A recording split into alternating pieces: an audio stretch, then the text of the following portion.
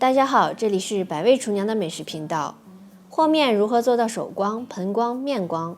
其实非常简单，跟着厨娘来看一下吧。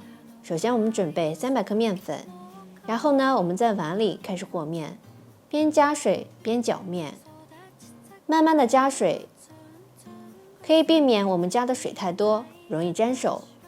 大概加入130毫左右的温水。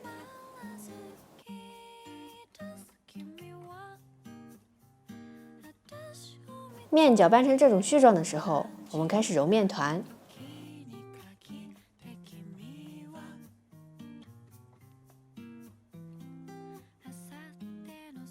留一点面絮，稍微再加一点水，和成比较湿的面团。我们拿着面团把碗边上的面粉都蹭下来，这样的话碗就很干净啦。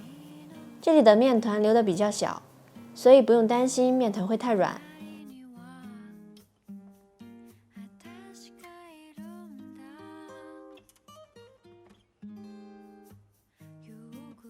手上的面，我们可以在旁边放一点清水，手沾一点清水，然后去揉面，一会儿手也就干净啦。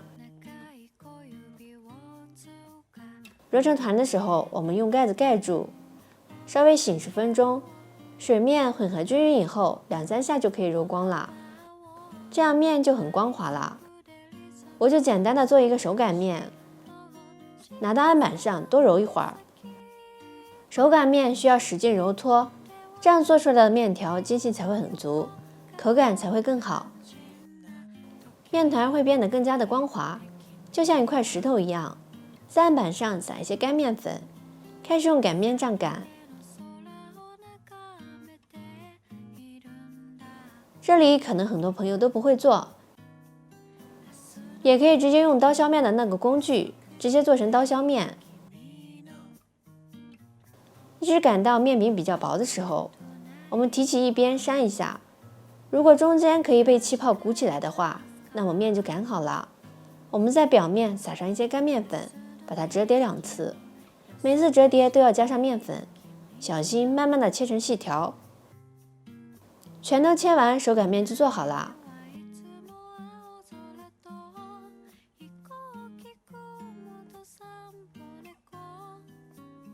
你是否学会这个技能了呢？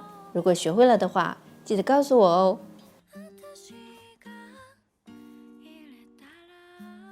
这里是百味厨娘的美食频道，我们下期美食视频再见。